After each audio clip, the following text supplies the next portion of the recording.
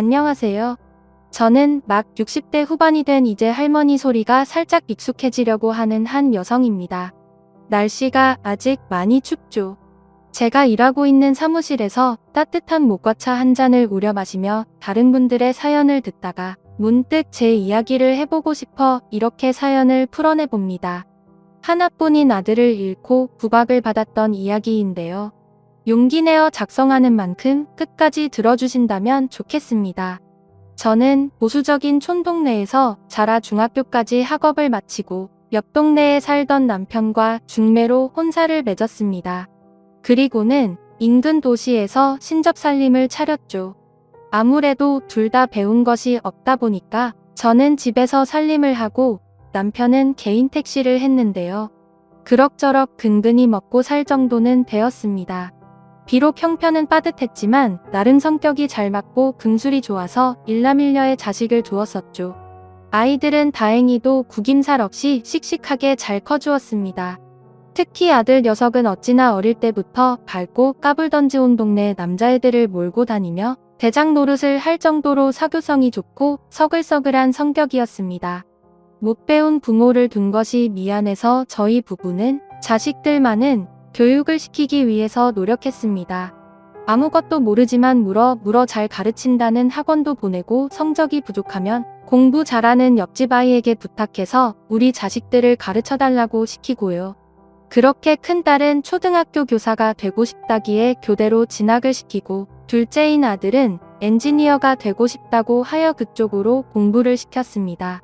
그럭저럭 사람들이 이름 대면 아는 대학에 조선해양공학과를 졸업한 아들은 들으면 와 하는 전문직은 아니었지만 열심히 일하면서 먹고 살 걱정들은 없는 직업이라 고생한 보람이 있는 것 같아 뿌듯하더군요. 아들은 대학 졸업 후 조선기사 자격증을 딴다며 한동안 바쁘게 보였습니다. 그 이듬해 아들은 당당히 국내 대기업 중 하나인 현대중공업에 취직을 했어요. 저는 저의 못 배운 한이 조금이나마 자식들을 통해 풀어지는 것 같아 여한이 없이 기뻤습니다. 딸 역시 교생 실습을 나간다 어쩐다 하더니 임용준비를 2년 하고 초등학교 교사가 되었지요. 아휴 어떻게 이리 자식들을 잘 키웠섬. 이제 자식들은 다 장성하고 우리는 인생의 많은 과업들을 끝내고 노후 준비에 힘쓰면 되는 시기가 오는 건가 싶어 마음도 편하고 좋았습니다. 물론 자식들의 혼사 문제가 남아있었지만요. 딸은 근무가 힘들다며 결혼 생각이 없다 누누이 말하더니 그래도 나이가 좀 차자 결혼을 하긴 해야겠다고 선을 보겠다고 하더군요.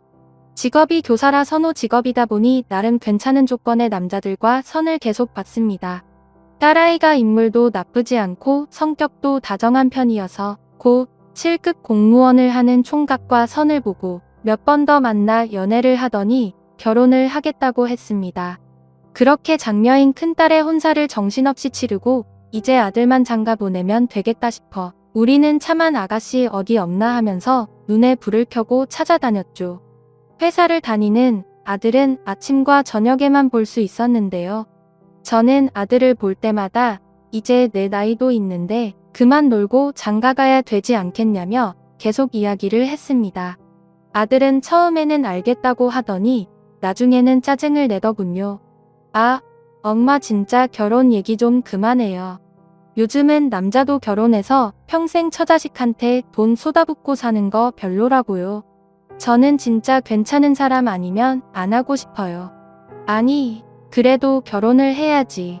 결혼해서 자식 낳고 기르는 기쁨이 얼마나 큰지 아니? 나중에 너 늙어서 힘들 때도 자식이 있는 거랑 없노랑 얼마나 다른데 아내가 있어서 같이 오순도순 노년 보낸다고 생각해봐. 얼마나 좋겠어. 하지만 이런 이야기로 아침이 시작될 때면 언제나 아들은 밥 한술 뜨는 등 마는 등 하면서 출근 늦었다고 일어나 버리기 일쑤였습니다. 저는 그럴 때마다 애간장이 타는 듯 했지만 자식이 애물단지라 어쩔 수가 없었죠. 그렇게 시간을 보내고 있던 어느 날이었습니다. 근처 시내로 볼일을 보러 갔다가 우연히 아들을 보게 되었어요. 저는 점심시간이라 잠깐 나왔나 생각하면서 아들에게 인사를 하려고 다가갔습니다. 그런데 세상에 아들의 옆엔 웬 젊은 아가씨가 있는 거 아니겠어요? 저는 화들짝 놀라서 아니 우리 아들이 여자친구가 있었구나 싶어 일단 인사를 하지 않고 그 아가씨를 관찰했습니다. 하얀색 정장 자켓에 회색 플레어 치마를 입고 긴 생머리에 날렵한 맵시가 돋보이는 딱 봐도 이쁘장한 아가씨였습니다. 두 사람은 막 점심을 먹고 나선 듯 했고 아가씨가 저희 아들에게 매달리다시피 기대고 있더군요. 팔짱을 꼭 끼고서요. 아들 역시 싫지 않은 표정으로 함께 걸음을 옮기더군요. 함께 커피숍에 들어간 두 사람은 곧 커피 두 잔을 들고 나와서 주차장에 있는 아들의 차로 함께 가더군요. 그리고는 차를 타고 사라졌습니다. 저는 머릿속이 좀 복잡해졌어요. 아니 그동안 그렇게 결혼하라고 했는데 저런 아가씨가 있으면서 왜 소개도 하지 않고 말도 하지 않았지? 라는 생각과 함께 제 아들에게 매달려서 사람들이 많은 대낮에 팔짱을 끼고 밀착을 하는 아가씨의 모습이 조금 꺼림직하다는 생각이 스치고 지나갔습니다. 그 후 며칠을 저는 아들을 관찰했어요. 생각해보니 최근에 부쩍 야근을 한다며 늦게 들어오곤 했던 점과 가끔 술 냄새도 나서 물어보면 야근하다가 친한 직원들과 술 한잔 했다고 하던 일, 그리고 와이셔츠에 립스틱 같은 여자 화장품이 묻어왔던 일 등이 떠오르더라고요. 저는 아들이 만나는 아가씨가 있는 것은 좋은 일이지만 어쩐지 그때 본 그 아가씨는 아니면 좋겠다는 생각이 들었습니다. 그러나 저의 이러한 불길한 예감을 틀리지 않더군요. 그렇게 한 달쯤 지났을까요? 아들이 이번 주말에 식사나 같이 하자고 토요일 점심에 식당에서 소개할 사람이 있다고 하더군요. 저는 혹시나 싶었지만 사정을 모르는 남편은 기대되는 표정으로 누구를 데려오려고 하나 궁금했습니다. 우리는 그렇게 아들이 소개한다는 여자친구를 갈비집에서 기다리고 있었어요. 끼익 하고 가게 문이 열리고 젊은 여자 한 명이 들어오더군요. 바로 제가 본 그 아가씨였습니다. 오늘은 아이보리색 블라우스에 검정 치마로 단정하게 입고 있더군요. 제대로 앞모습을 보니 상당한 미인이었습니다. 남자라면 누구나 혹할 만한 얼굴이었죠. 다만 치켜 올라간 눈매 때문에 여우상이라고 할 수 있었는데요. 저는 그 눈매가 썩 마음에 들지는 않았습니다. 흔히 말하는 눈웃음 친다는 그런 눈이었거든요. 아이고 반가워요. 우리 애가 여자친구를 데려온 게 처음이라 허허 이거 참 감회가 새롭네요. 어서 와요. 남편은 예쁜 아가씨가 들어오자 어쩔 줄 몰라 하면서 아들과 아가씨를 번갈아 보며 흐뭇해 하더군요. 아가씨도 싹싹하게 인사를 하며 저희에게 여자친구라고 소개를 했습니다.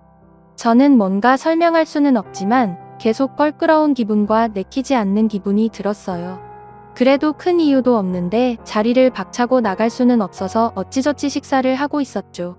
둘은 입사 후 회사에서 직원으로 만났다고 합니다.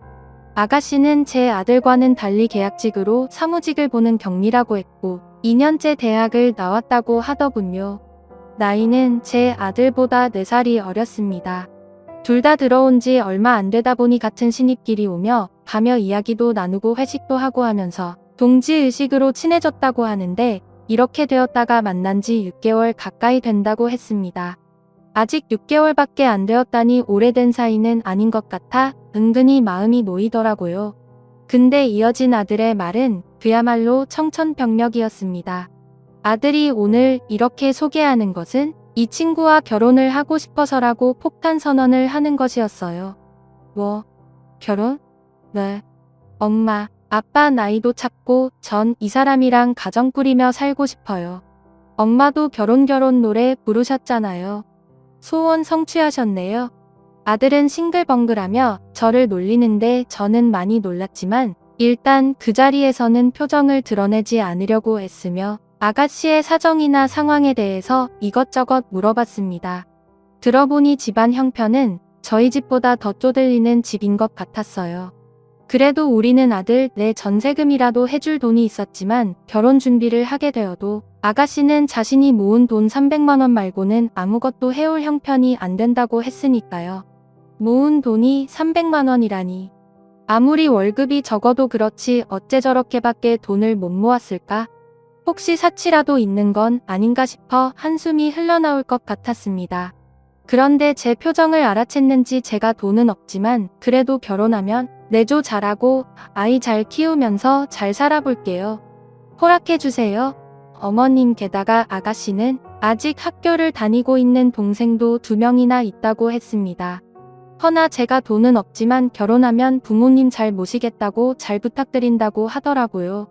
남편은 뭐가 마음에 드는 건지 연신 고개를 끄덕이며 그래 알았다 하며 벌써 며느리 대접을 하고 있었고 아들은 흐뭇한 표정으로 아가씨를 보고 있더군요. 저는 아들 가진 나의 욕심 때문에 이런 찝찝한 기분이 드는 건지 아니면 진짜 이 아가씨가 좀 문제가 있어 보여 그런 것인지 제 기분이 너무 별로라서 당황스러웠습니다. 아들이 여자친구를 데려오기를 그렇게 기대했는데 왜 이렇게 기분이 바닥인지요. 그날 집으로 와서 저는 결국 아들에게 못 참고 터뜨렸습니다. 저기 아무래도 그 아가씨는 내가 보기에 너랑 너무 안 어울리더구나.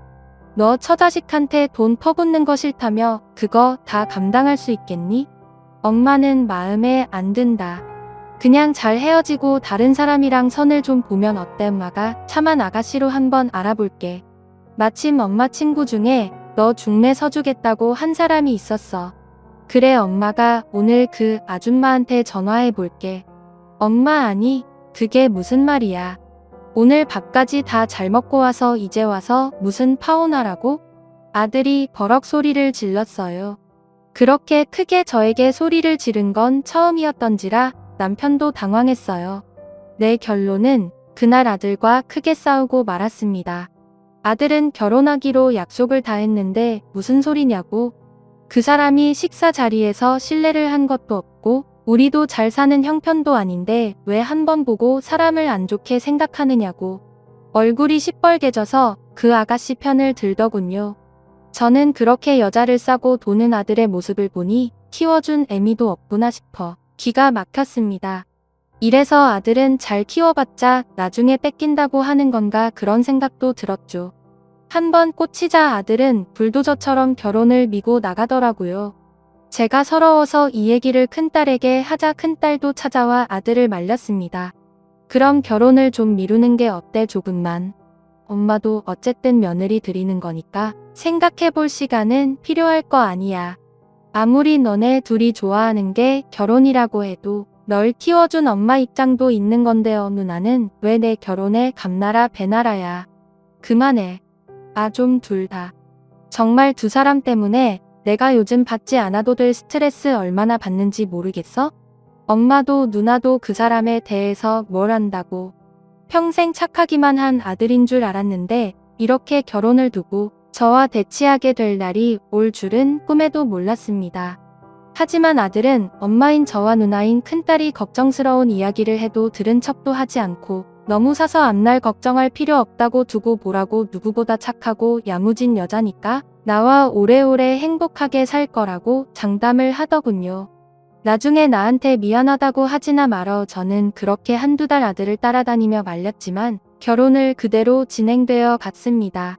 그렇게 저희 아들은 결혼식을 올렸고 그 눈웃음 치던 아가씨는 제 며느리가 되었죠. 아들이 둘도 아니고 하나인데 한 명밖에 며느리가 없는데 제 마음에 이렇게 들지 않는 아이라니. 한동안은 며느리와 대면대면하게 지냈습니다. 질단에는 친해져 보려고 어머니 하며 다가와서 살갑게 굴어도 썩 같이 대화도 나누고 싶지가 않았고 올 때마다 꼭 몸에 달라붙는 옷만 입고 진한 화장을 하고 오는 꼬락서니도 마음에 안 들었습니다. 어쩐지 정숙해 보이지가 않고 날 티나는 느낌이었거든요. 거기다 제가 그러든 말든 둘은 사이가 좋았어요. 항상 같이 놀러 다니고 맛있는 거 먹고 데이트 사진을 저에게 자랑하기도 하고 갑자기 장을 받들고 저희 집에 들이닥쳐 요리를 해준다며 둘이서 요란을 떨기도 했어요. 저도 나중에는 그래 내가 데리고 평생 살 것도 아닌데 우리 아들이 좋다는데 어쩌겠나 그냥 내가 받아줘야지 그런 생각이 들더군요. 그래서 그렇게 저는 며느리와 그럭저럭 정을 붙이려고 노력했습니다. 먼저 말도 걸어주고 안부도 묻고 가끔 반찬을 가져다 주기도 했어요. 그러면 며느리는 항상 감사하다고 어머님 같은 시어머니가 계시다니 다들 놀랄 거라며 저에게 듣기 좋은 말들을 했습니다. 그거 아세요? 제가 어머님한테 생일 선물로 꽃 받았다고 하니까 제 친구들이 엄청 부러워 하더라고요. 세상에 며느리한테 꽃 선물해주는 시어머니가 어디 있냐고 말이에요. 그랬니? 뭐 별거 아닌데 뭘 나중엔 더 좋은 걸로 해주세요. 제 SNS에 자랑하게요. 며느리의 생일날 며느리가 좋아하는 장미꽃을 다발로 해 선물해 주었더니 그게 그렇게 좋았는지 저한테 저런 말을 해주더라고요.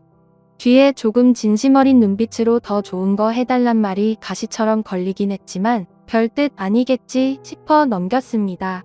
아무쪼록 그렇게 아들 내외는 1년여의 신혼생활을 즐기다가 아이가 들어섰어요.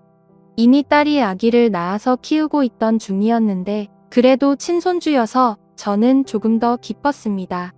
임신 기간에 입덧이 심하다고 해서 좋아하는 음식을 아들에게 물어 가져다 주기도 하고 배가 뭉친다기에 마사지하는 법을 알려주기도 했어요. 제가 정말 정성을 쏟긴 했던지 옆에서 남편도 당신 며느리 싫다고 반대했을 땐 언제고 이렇게 잘해줘 하면서 놀리더라고요.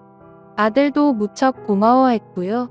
근데 며느리의 행동은 조금 마음에 걸리는 부분이 있었습니다. 제가 음식을 갖다 주기 시작하자 언젠가부터는 당연하게 요구를 하더라고요. 어머님 저번에 제가 맛있게 먹었던 그 나물무침 있잖아요. 그거 이름이 생각이 안 나는데 아무튼 그거 좀 해다가 가져주실 수 있으세요? 오늘 말이니? 오늘은 내가 좀 바쁜데 친구가 집에 온다고 해서. 아 그래요? 어쩔 수 없죠. 그럼 내일은 꼭 해다 주세요. 뭐라고 해야 할지 저를 너무 편하게 생각하는 것 같더라고요. 그래도 며느리는 저에게 떡두꺼비 같은 손주를 안겨주었습니다. 손주는 갓난아기지만 이목구비가 뚜렷하고 귀골이 장대한 것이 제 아들 골격을 닮았더군요. 저는 그동안 며느리가 마음에 들지 않았던 마음이 손주를 보면서 내려가는 것을 느꼈습니다. 이렇게 듬직한 아들을 낳아줬고 이 집안대를 이어줬으니 이제 더 이상 믿게 생각하지 말자고 혼자 다짐을 했어요. 그 이후로 몇 년 동안은 아들네는 정신없이 살았습니다. 애기 키우랴 회사일 하랴 아들은 항상 피곤해 보였죠. 요즘은 아빠들도 육아에 참여해야 한다면서 오랜만에 다같이 수목원에 주말 나들이를 갈 때도 땡볕에 내내 아들이 아기띠를 하고 아기를 안고 있더라고요. 땀을 비오듯이 흘리는데도 며느리는 그늘에 앉아 본인 팔에 선크림을 바르고 있고 제 아들만 땀을 홍수같이 흘리면서 아기를 계속 안고 다녔습니다. 보다 못한 제가 아기를 받아들고 1시간을 아기띠를 하고 다녔더니 머리가 어지럽고 일사병이 오는 것 같더라고요. 그리고 며느리는 제가 안색이 안 좋자 그제야 아기를 받아들었습니다. 요즘 젊은 여자들은 아기 돌보는 것을 반반하자고 주장한다더니 제 며느리가 딱 그 짝이었어요. 저는 맞벌이도 하지 않고 집에만 있으면서 우리 아들 고생 그만 시키라고 화내고 싶었지만 그러다가 또 화살이 아들한테 가서 저 없을 때 며느리가 구박할까봐 그런 이야기도 하지 못하고 참았습니다. 그렇게 세월은 흘러서 친손주가 6살쯤 되던 무렵이었어요. 갑자기 며느리에게 다급한 전화가 왔습니다. 어머니 지금 빨리 삼성병원으로 오세요. 아기 아빠가 지금 많이 다쳤대요 어머니. 저는 그 소리를 듣자마자 정신없이 남편과 함께 병원으로 달려갔습니다. 이게 무슨 말은 하늘의 날벼락 같은 소리인지 허겁지겁 병원에 도착하여 응급실로 갔더니 이미 수술 중이라며 수술실 앞으로 저희를 안내해 주더군요. 거기에는 망연자실한 표정으로 주저앉아 있는 며느리와 영문도 모른 채 끌려온 손주가 있었습니다. 얘야 무슨 일이니요? 저는 의자에 엎어져 있던 며느리의 어깨를 흔들며 대답을 재촉했습니다. 힘없이 늘어져 있던 며느리는 고개를 들어 눈물로 엉망이 된 얼굴로 말을 하더군요. 어머니 회사에서 출장 마치고 밤늦게 오는 길에 고속도로에서 오중추돌 사고가 났대요. 사고가 너무 크게 나서 차량이 전복되고 지금 준수 아빠가 의식이 없대요. 어떡해요 어머니? 그 사람 못 깨어나면 저 어떡해요? 저는 머릿속이 하얗게 변하는 것을 느꼈습니다. 뉴스에서나 보던 오중추돌 사고라니 왜 제 아들에게 이런 일이 일어난 것일까요? 지금 이날까지 성실하게 남한테 나쁜 짓 하지 않고 살아온 그저 착한 내 아들한테 저는 다리에 힘이 풀려 털썩 주저앉아 버렸습니다. 아무 말도 할 수가 없고 눈물만 줄줄 흘렀습니다.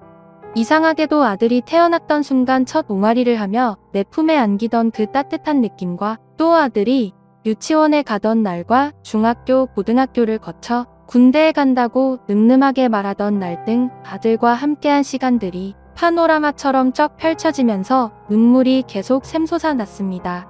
마치 이제 아들과 이별을 준비하라고 누군가 알려주는 것처럼요. 그렇게 저는 제 인생에서 가장 끔찍한 경험을 하게 되었습니다. 제 아들이 저보다 먼저 죽는 경험을요. 자식은 부모를 흙 속에 묻고 부모는 자식을 가슴에 묻는다고 하던가요. 저와 남편은 끔찍한 고통과 깊은 슬픔으로 몸부림쳤습니다.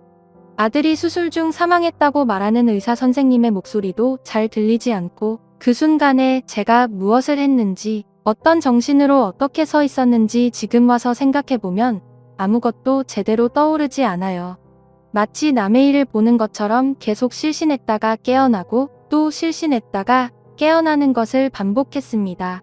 깨어나면 링게를 맞고 있었고 또 잠이 들면 아들 꿈을 꾸었고요. 저는 그렇게 산송장처럼 아들의 장례식까지 다 치르고 나서야 겨우 지금이 몇 시구나 오늘이 며칠이구나 정도를 분간할 수 있는 정신이었습니다. 나중에서야 들은 이야기지만 제가 거의 미친 사람처럼 아무것도 분간하지 못하고 호소리를 하고 계속 쓰러져 있어서 장례 고모고 남편과 딸이 도맡아서 했다고 하더군요. 그렇게 저는 자식을 앞서 보낸 부모가 되어 산 것도 아니고 죽은 것도 아닌 상태로 지내게 되었습니다. 조금이라도 좋은 것을 보거나 좋은 것을 먹으면 아들 생각이 나서 견딜 수가 없었어요. 우리 아들이 좋아하던 물건이나 음식을 보면 아무것도 할 수가 없었고 숨이 막히는 것 같았습니다. 지독한 슬픔이었죠. 자식을 앞세우고 살아간다는 것은 하루하루 지옥의 고통을 겪는 것이었어요. 당연히 내가 늙어 죽는 게 순리고 그때 아들이 내 손을 잡아줄 줄 알았건만 무엇이 급하다고 이렇게 급하게 가버렸는지 아들 녀석이 너무나 불쌍하고 또 원망스럽기도 했습니다. 며느리와 손주는 아들이 그렇게 된 후로 여기서 못 살겠다며 인근 도시로 이사를 갔습니다. 저 너무 힘들어요. 제 아들 데리고 여기서 못 살 것 같아요. 죄송합니다. 어머님, 아버님 그래, 그렇겠지. 일단 우리가 얼마라도 지어줄 테니 쓰고 필요하면 얼마든지 또 말해라. 네, 어머님 생계를 어떻게 꾸릴지 걱정이라기에 당장이라도 융통해서 쓰라고 저희가 모아둔 비상금 몇천만 원도 털어주었습니다. 일자리 구하고 형편 나아지면 천천히 갚으라는 말과 함께요. 아들을 닮은 손주가 눈에 밟혀 손주를 우리에게 맡기고 일하는 것은 어떠냐고 하자 며느리는 아니라고 자신이 데리고 키우며 일을 구해보겠다고 했습니다. 그때만큼은 남편이 죽은 큰일이 있음에도 자기 자식 건사하고 살려고 하는 그 모습이 야무져 보이고 고마웠습니다. 우리 아들이 골랐던 여자가 괜찮은 애였구나 하는 생각도 들었고요. 그런데 아들이 죽은 지 1년쯤 되던 어느 날 우리 부부는 너무도 큰 인생의 위기를 맞이하고 말았습니다. 갑자기 전세를 살고 있던 집을 비워달라는 얘기를 들었어요. 무슨 소리냐고 하니 집주인이 파산을 해서 집이 경매로 넘어가게 되었다고 전세금 찾을 수 있게 전세권 설정은 해놓으신 거냐고 부동산에서 묻더군요. 저는 놀라서 허둥지둥 전세금 설정이라는 절차를 우리가 전세 얻을 때 했는지 알아보았는데 아는 것이 없던 저희가 그만 제대로 전세금 설정을 하지 않았더라고요. 그래서 다급하게 부동산을 붙잡고 이거 어떻게 되는 거냐고 묻자 이렇게 되면 돈을 받는 게 후순위로 밀리게 되며 전세금을 찾을 수 있을지 없을지 알 수 없다고 죄송하다고 하는 것이었습니다. 저희 부부는 너무 당황해서 사방으로 물어보고 알아봤지만 전세금을 찾을 길이 없다는 것이었어요. 하루아침에 전세금을 다 날리고 오갈 데가 없는 거지꼴이 된 것이었죠. 너무도 황망하여 어떻게 할까 하다가 일단은 멀리 사는 딸에게 가는 것보다는 가까운 곳에 있는 며느리에게 가야겠다 싶었습니다. 며느리에게 할 말이 있으니 지금 집 쪽으로 가겠다고 얘기를 하고 대충 필요한 생필품만 여행 가방에 챙긴 후에 남편과 며느리가 사는 집으로 택시를 타고 갔습니다. 며느리가 사는 아파트에 도착하자 며느리는 마중을 나와 있더군요. 그런데 뭔가 피곤한 기색이더라고요. 아가 잘 있었니? 이거 짐 좀 집으로 올리거라. 우리가 살던 집이 경매로 넘어가는 바람에 한동안 거쳐 마련할 때까지만 니네 집에 좀 있어야겠다. 정말 염치가 없는 거 알지만 조금만 부탁하마. 저는 집을 며느리에게 건네면서 사정을 이야기했습니다. 근데 제 이야기를 듣는 며느리의 표정이 너무 안 좋은 것이었어요. 아, 어머니 그런데 갑자기 이렇게 들이닥치시면 제가 좀 곤란해요.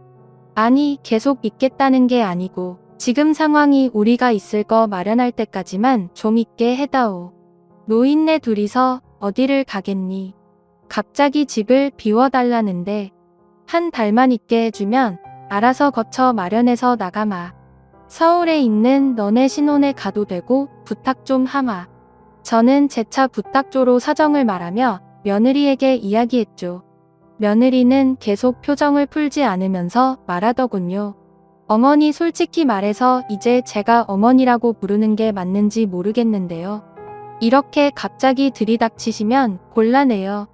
뭐 한 달만 있겠다는 것도 언제까지 계실지도 모르는데 제가 남편 잃고 시부모 봉양까지 하면서 지나야겠어요? 남편 죽고 뭐 저 챙겨주신 것도 없잖아요. 아쉬울 때만 이렇게 오셔서 마음대로 하시면 안 되죠. 순간 머리가 띵해지는 느낌이었습니다. 당장 사는데 보태라고 몇 천만 원도 기한 없이 해주었고 수시로 전화를 걸어서 잘 지내느냐고 안부도 물어봤고 아들이 죽고 남은 며느리와 손주가 짠해서 반찬도 가져다주고 했었는데 한 달만 있겠다는데 이렇게 저와 남편을 박대하다니요. 저는 마음속에서 큰 불이 올라오는 것을 느꼈습니다. 그런 식으로 서로 따질 것 같으면 그때 우리가 해준 몇천 다시 내놓거라. 그 돈 있으면 우리도 여기 한 달 있을 필요도 없고 바로 방 얻어서 나갈 수 있어. 우리가 해준 돈은 소식도 없고 돌려주지도 않으면서 한 달 정도 머무는 게 그렇게 안 느끼니? 늙어서 참 서럽구나. 우리 아들이 있었다면 감히 내가 이렇게 우리를 대할 수 있었겠어? 있었다면요? 그런 이야기가 무슨 소용이 있어요? 이미 저랑 애기 놔두고 죽어버렸는데요. 어머니 저요. 하루 보러 하루 먹고 살기 빠듯해요. 애 데리고 종종 거리면서 겨우 산다고요. 어머니가 해주신 몇천은 지금 몇백도 안 남아있고요. 언제 갚을지 모르겠으니까 정 받으셔야겠으면 고소라도 하시단가요. 어쨌든 저는 분명히 말씀드렸어요. 얼른 돌아가 주세요. 듣기 싫으니 꺼지시라고요. 속사포처럼 말을 쏟아내는 며느리는 자기 할 말만 하고 어른에게 꺼지라고까지 하며 엘리베이터를 타고 냉큼 올라가 버리더군요. 저와 남편은 졸지에 며느리 집으로 들어가 보지도 못하고 쫓겨난 신세가 되었습니다. 정말 기가 막히고 코가 막혀 말이 나오지 않더군요. 아무리 내가 그동안 별로 살갑게 대하진 않았다지만 그래도 시어미로서 못해준 것은 아니라고 생각했는데 돈 빌려준 것도 당장 못 주겠다며 적반하장으로 저희를 내쫓다뇨. 역시 첫인상은 틀리지 않았다고 생각이 들었습니다. 며느리는 뱀처럼 교활한 성격의 사람이었어요. 달면 삼키고 쓰면 뱉는 사람이요. 결국 어쩔 수 없이 멀리 사는 딸에게 전화를 걸었습니다. 딸은 제 이야기를 듣고 화가 나서 펄펄 뛰더니 근처에 숙소를 잡아 일단 오늘 하루는 편히 계시라고 내일 아침에 모시러 가겠다고 하더군요. 그러면서 꼭 모텔 같은 곳 가지 말고 호텔 가라며 호텔비를 보냈습니다. 고맙다 고마워. 그렇게 호텔에서 하룻밤을 자고 차를 끌고 내려온 딸의 차를 타고 그 길로 서울 딸네 집에서 지내게 되었습니다. 딸은 이제 며느리는 남이라고 생각하고 신경 쓰지 말라고 섭섭해할 것도 없다고 화를 내면서 걱정하지 말고 천천히 있을 집을 알아보라면서 지내라고 했지만 저는 다 늙어서 딸과 사이가 사는 집에 얹혀 있는 것이 영 마음이 편하지 않았습니다. 남편 역시 사위의 눈치를 보는 듯 했고요. 며느리에게 빌려준 돈 말고는 저희가 들고 있는 목돈도 없어서 어떻게 집을 구해서 살아가야 하나 막막하던 즈음딸이 저에게 돈을 내밀었습니다. 급한 대로 빌려줄 테니 당장 월세 보증금이라도 하라고 했죠. 그리고 소일거리 삼아 친한 언니가 하는 부동산 사무실에 아르바이트를 해보라고 하더군요. 어차피 이렇게 된 거 서울에서 아빠도 기운 되시는 한 택시를 하시고 엄마도 뭐라도 하면서 돈을 벌어야 되지 않냐고요. 엄마 나도 여건이 되면 돈 안겨드리고 싶은데 이것밖에 없어. 일단 엄마랑 아빠가 돈 벌고 있으면 나도 틈틈이 돈 붙일게. 엄마 미안해. 저는 다 늙어서 일을 배우는 것이 괜찮을까 걱정이 앞서지만 당장 집을 얻으면 생활비도 필요하기에 딸이 구해준 일자리를 일단 도전해보기로 했습니다. 부동산은 대표를 소장이라고 부르고 밑에 있는 직원을 실장이라고 하더군요. 저는 60이 다 되어가는 늦깎이 나이에 최 실장이 되어 사회생활을 하게 되었습니다. 자격증을 딴 지도 오래되었을 뿐더러 이론과 실무는 달라서 한동안은 정말 힘들었죠. 아주머니들이 많이 오가는 아파트를 주로 취급하는 사무실이었는데 월급은 작았지만 소장님은 제게 친절하게 대해 주시더군요. 그냥 동네 아줌마들하고 집값이나 아파트 이야기로 수다를 떤다고 생각하라고 편하게 생각하고 이야기하다 보면 속에도 일거리도 들어오곤 한다며 팁을 알려주시더군요. 사무실 일을 시작한 지 1년쯤 지나자 주변 상가 상인들하고도 얼굴이 있고 또 항상 고구마며 계란이며 간식을 많이 싸들고 다니면서 나눠주고 인사도 하자 많이 친해지면서 정말 속에도 일이 하나 둘씩 들어왔습니다. 또 손님들이 듣기 좋으라고 하는 소리인지 몰라도 저에게 실장님은 우리 엄마같이 푸근해서 좋다고 다른데 같이 돈 따지는 느낌이 안 들고 손님 입장을 먼저 배려해 주셔서 좋다는 칭찬을 많이들 해주셨어요. 실장으로 그렇게 점점 자리를 잡아가자 제 수익도 늘어났습니다. 저는 1년을 꼬박 열심히 모은 돈으로 전세자금 대출을 끼고 전세로 집을 돌리고 또 계속 열심히 일을 했어요. 다행히 남편도 택시를 하면서 수입이 그럭저럭 나와서 남편 수입으로는 생활비를 하고 제가 번 돈은 부동산 일을 하며 알게 된 여러 가지 수단으로 투자를 했습니다. 분양권에 투자하기도 하고 또 경매하는 곳도 가보고 괜찮은 상가나 아파트가 있다고 하면 임장도 다니면서 지금은 돈이 없어도 돈이 생긴다면 할 수 있는 소액 투자 위주로 많이 발품을 팔았습니다. 남편은 나이 들어 이렇게 택시 일을 할 줄 몰랐지만 그래도 이렇게 목숨 유지하며 살 수 있게 된 게 얼마나 다행스럽냐는 말을 하곤 했어요. 그만큼 사는 게 퍽퍽하고 아등바등 힘들었으니 그런 말을 하며 위안을 했던 거였죠. 그러던 어느 날 남편이 저에게 공인중개사 시험을 보는 게 어떻냐고 권유하더라고요. 당신 부동산 쪽으로 더 공부하고 싶다며 늦기 전에 지금이라도 하는 게 나아. 그건 그런데 엄두가 안 나요. 내가 이 나이에 할 수 있을까? 녹록지 않은데 하고 싶으면 해. 늦어지면 정말 힘들어. 남편 말이 맞았어요. 어차피 시험을 볼 거라면 조금이라도 더 젊을 때 보는 게 나았으니까요. 무섭지만 어차피 해야 할 일이라면 주저하지 말기로 결정했죠. 여태껏 살아오면서 깨달은 게 하나 있다면 시간이란 건 무한정 주어지는 게 아니라는 거였으니까요. 인생은 늘 예상치 못한 변수들로 가득한데 그것을 대비하지 않으면 그대로 무참히 주저앉을 테니까요. 제가 자격증을 따면 분명 돈을 버는데 도움이 될 거고 그래야 노후 준비도 할 수 있을 거니 결심을 했답니다. 그래서 늦은 나이에 공인중개사 시험을 준비했어요. 역시나 1차와 2차로 이루어진 시험은 결코 녹록하지 않았습니다. 60이 다 된 나이에 독서실에서 1차 민법 공부를 하고 있자니 어찌나 눈물도 나고 온몸이 쓰시던지요.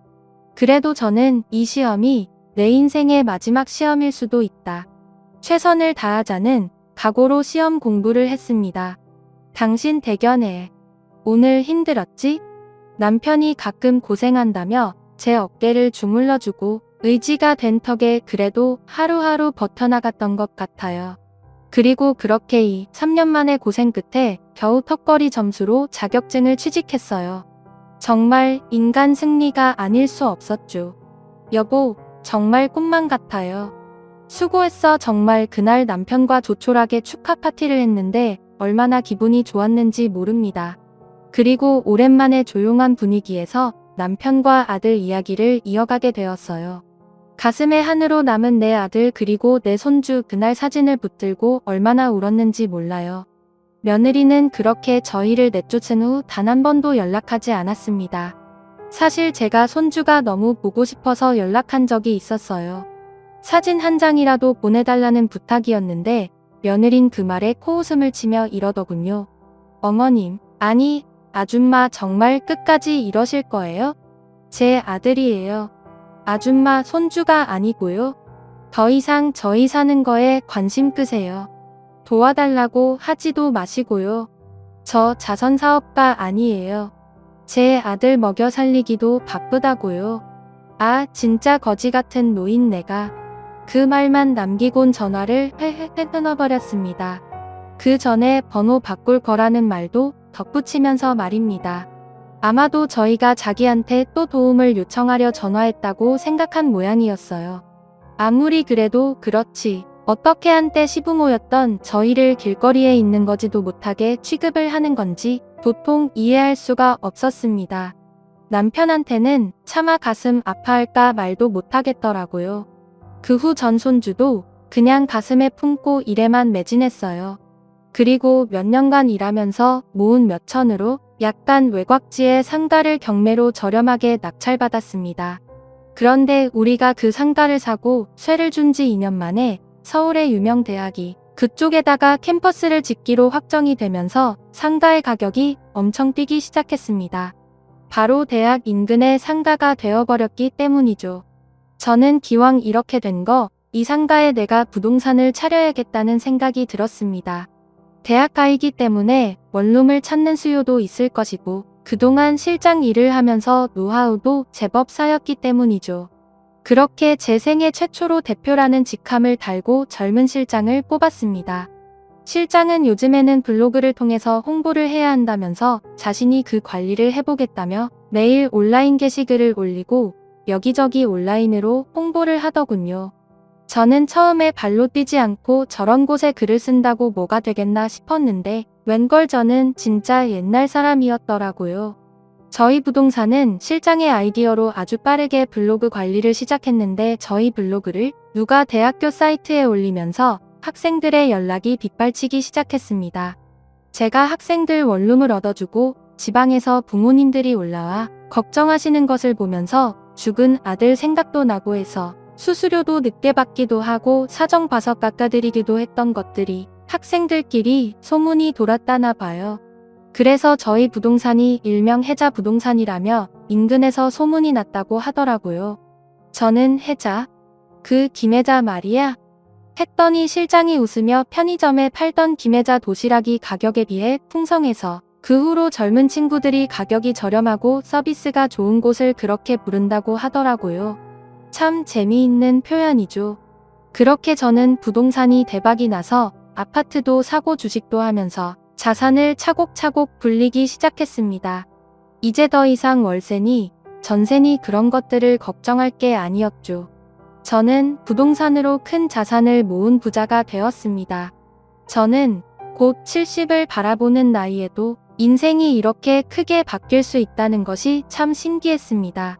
한편으로는 하늘나라로 간 아들이 우리를 보살펴주고 있나 생각도 들었습니다. 항상 돈 벌어서 엄마 호강시켜 줄게 하던 우리 아들이 이렇게 우리를 돈방석에 앉혀주고 지금 우리를 보면서 웃고 있을 것 같아 하루에 한 번은 하늘을 보면서 아들에게 인사를 했죠. 아들아, 잘 있지? 엄마가 항상 고맙다. 보고 싶어. 그때마다 아들은 자기도 보고 싶다며 화답하는 것 같았습니다. 그렇게 아들을 그리워할 때마다 아들을 쏙 빼닮았던 손자도 너무 보고 싶었지만 우리를 거지 취급했던 며느리가 너무 야속하고 미워서 연락을 하고 싶진 않았어요. 당연히 며느리도 손자 사진 한 번 보내오지 않았고요. 손자는 인연을 끊을 당시 6살이었으니 이제 어엿한 초등학생이 되어 있을 것이었습니다. 사실 저는 형편이 좋아지고 여유가 생기자 하루가 다르게 아들이 더 그립고 손자가 보고 싶었어요. 그래서 며느리에게 전화를 해보기도 했는데 없는 번호로 뜨더라고요. 정말 제가 도움을 구하기라도 할까봐 그게 무서워서 번호를 바꾼 모양이었습니다. 그래도 손자만큼은 너무 보고 싶었어요. 이제는 생각으로도 모자라 매일 밤 꿈에 손자가 등장할 지경이었으니까요. 손자는 아들 품에 안겨 있었고 제게 손을 뻗어 할머니라고 어물거리는 발음으로 부르곤 했습니다. 참 이상하죠. 그 꿈이 왜 일이 반복되어 재생이 되는 건지. 꿈속의 아들은 참으로 행복해 보였고 손자는 마지막으로 보았을 적 그 모습 그대로 제게 인사를 하더라고요. 하지만 눈을 뜨면 베개가 흠뻑 적시어져 있었습니다. 그래서 그 이후 단념을 하지 않고 며느리가 살던 아파트 근처를 차로 괜히 서성이기도 하고 근처 초등학교 주변을 어슬렁거려 보기도 했어요. 어느 학교를 다니는지 여전히 그곳에 살고 있는지 아무것도 모르지만 그래도 그냥 혹시나 마주쳐질 수도 있지 않을까 그런 기대를 하면서 말이에요. 그렇게 한 달에 몇 번을 며느리가 살던 동네 인근으로 내려가 서성이던 어느 날이었습니다. 아, 이거 놔요. 아저씨 왜 이래요? 근처를 배회하다가 목이 말라 편의점을 찾아 들어가려던 참이었어요. 편의점 안쪽에서 아이가 소리를 지르는 소리가 들렸습니다. 그 목소리는 어쩐지 낯익은 것이었어요. 저는 문을 밀고 들어가 무슨 일인지 살폈습니다. 이 녀석 전에도 내가 한 번만 봐주겠다고 했지? 이번에는 안 된다. 너 진짜 경찰서 가야 돼 보아하니 초등학생으로 보이는 덩치 큰 아이가 물건을 훔친 모양이었습니다. 아씨 엄마가 다음에 돈 갖다 주신다니까요. 저 훔친 거 아니고 빌린 거라고요. 잔말 말고 경찰서 가자. 너 이름 뭐야? 책가방 열어봐. 보자. 6학년 2반 김준수. 저는 순간 심장이 내려앉는 것 같았습니다. 김준수 그건 바로 제 손자 이름이었어요. 제 아들을 쏙 닮은 6살에 헤어진 그 아이 이름이요. 우리 남편이 장명소를 3군데나 가서 큰 사람이 되라고 받아온 이름이 준수였습니다. 저는 얼른 그 아이를 살펴보았어요. 소매가 꼬질한 티셔츠를 입고 낡은 운동화를 신고 큰 키에 제법 어깨가 벌어진 얼굴도 급히 살펴봤습니다. 쌍꺼풀이 없는 눈에 남자치고 도톰한 입술 그리고 오른쪽 뺨에 작은 점 우리 아들을 닮은 그 얼굴은 무려 7년 만에 보는 제 손자였습니다. 저는 너무 놀라서 제 손자에게 달려가 멱살을 잡고 있는 사장님의 손을 떼어냈어요. 사장님 아직 초등학생인데 얘한테 이러시면 안 되죠. 이 학생 먹고 싶은 거 제가 고르라고 했어요. 제가 돈 다 낼 테니 이 아이는 그만 보내주세요. 제가 갑자기 나서서 돈을 내겠다고 하며 아이 앞을 막아서자 사장님은 의아한 표정이었어요. 사모님 이 애는요, 이 동네에서 종도둑질로 유명한 애예요. 엄마는 어딜 가는지 혼자 배고파서 항상 여기저기서 훔쳐 먹고 다닌다고요. 그렇게 편 들어주시면 내일 또 도둑질 할 거요? 혼줄이 나야 된다고요. 저는 편의점 사장의 말을 듣자 정신이 아득해지는 것을 느꼈습니다. 며느리에 대한 분노가 치밀어 올랐어요. 혼자 아이 키우며 열심히 살겠다더니 이곳이 이딴 식으로 애를 키워 우리 집 귀한 자손을 이렇게 좀 도둑질을 하게 만들어 저는 분기탱천해서 사장님께 이야기했습니다. 지금 누구 보고 좀도둑 어쩌니 저쩌니 하는 거예요? 이 아이는 제 손자라고요. 정말 못하는 소리가 없으시네요. 제가 그동안 훔쳐간 거 10배로 물어드릴 테니까 지금 막말하신 거 당장 사과하세요. 사과 안 하시면 고소 진행할 테니 알아서 하시고요. 그리고 여기 이것의 명함이니까 앞으로 이 아이가 물건 그냥 가져가면 제 앞으로 청구하세요. 그렇게 저는 어리둥절해하는 제 손자를 끌고 편의점을 나왔습니다. 손자는 제가 누군지 모르겠다는 표정으로 제 얼굴을 살피고 있었죠. 저는 그 아이의 얼굴을 만지며 눈물을 흘렸어요. 준수야 준수야 할미다. 할미야 옆 동네 살던 할미 기억 안 나? 너 5살 때 할미랑 놀이동산 가서 솜사탕도 사 먹고 그랬잖니. 할미가 장난감 로봇도 사주고 같이 기차도 탔었잖아. 할미 기억 안 나? 세상 떠난 네 아빠 엄마란다. 아이고 우리 강아지. 그래 지금껏 어찌 지냈어? 할미는 매일매일 우리 강아지가 보고 싶었어. 너무너무 보고 싶었어. 아가야 어디 얼굴 좀 보자. 아이고 많이 컸네 이놈아. 저는 저를 보며 눈을 굴리는 손자를 그렇게 얼싸안고 기쁨의 눈물을 철철 흘렸습니다. 많이 자란 내 손자는 우리 아들의 얼굴을 더 많이 닮아 있었어요. 저는 준수를 데리고 차에 태워서 남편과 살고 있는 집으로 데리고 갔습니다. 남편 역시 준수를 기다리며 초조하게 서성이다가 도착한 손주를 보고는 그 무뚝뚝한 양반이 눈물을 한 바가지 쏟아내더군요. 마치 죽은 우리 아들 녀석이 살아 돌아온 것처럼요. 그렇게 한우를 구워 먹이고 그동안 어떻게 지냈냐 이야기를 하며 오랜만에 생기 있게 저녁 식사를 하고 있던 차였습니다. 쾅쾅 문 두드리는 소리가 들리더라고요. 우리 준수 여기 있어요? 날카로운 여자의 목소리가 울리더군요. 바로 저희와 연을 끊었던 며느리의 목소리였습니다. 준수를 데려오면서 엄마한테 할머니 집에서 며칠 있다가 가겠다고 전화를 했더니 주소를 문자로 달라고 해서 줬었는데 그새를 참지 못하고 달려온 모양이었어요. 저희가 손주를 어떻게 할 것도 아닌데 말이에요. 도어락을 풀어주자마자 며느리는 시뻘개진 얼굴로 들이닥쳤습니다. 아니, 애를 말도 없이 어떻게 알고 데려가신 거예요? 정말 너무들 하시네요. 저 좀 살게 네이버로 두라고 했잖아요. 아니, 이게 저기 어머니. 화가 나 소리를 지르던 제 며느리는 문을 열고 보이는 60평대 아파트의 넓고 깔끔한 모습, 그리고 그 안을 가득 채운 고급 가구들의 크게 놀란 모습이었습니다. 갑자기 언성을 낮추더니 두리번 집안을 부산스럽게 살피더군요. 저는 새삼 정이 떨어지는 것을 느끼며 오랜만에 보는 며느리에게 침착하게 말했습니다. 어서 오너라. 오랜만이지? 잘 지냈니? 아, 네. 저기, 여기가 혹시 어머니 일하시는 집인가요? 일하는 집 무슨 헛소리냐? 내 돈으로 산 내 집이지. 내가 무슨 늙음하게 가정부라도 하고 사는 줄 알았니? 아, 근데 어떻게? 제 핀잔의 며느리는 그제야 정신이 드는지 제 옷차림이며 남편 옷차림새 등을 살피는 것이었어요. 그러더니 단박에 표정을 바꾸더라고요. 어머님, 아버님, 그동안 인사 못 드리고 죄송합니다. 제가 애 키우면서 혼자 일을 하다 보니까 사는 게 퍽퍽해서요. 잘 지내셨죠? 건강은 어떠세요?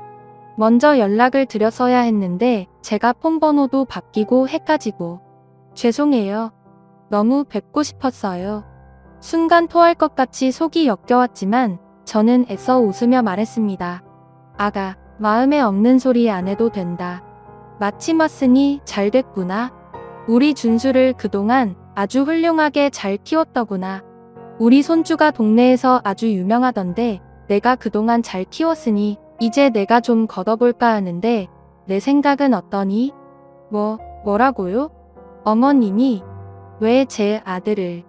어머님이 그래도 어미한테서 자식 뺏으려 하시면 안 되죠. 아니, 자식을 뺏고 싶으시면 차라리 저희 잘 살 수 있게 도와주세요. 그게 나아요. 제 말에 며느리는 움찔하더니 그때부턴 기를 쓰고 아부를 해대기 시작했어요.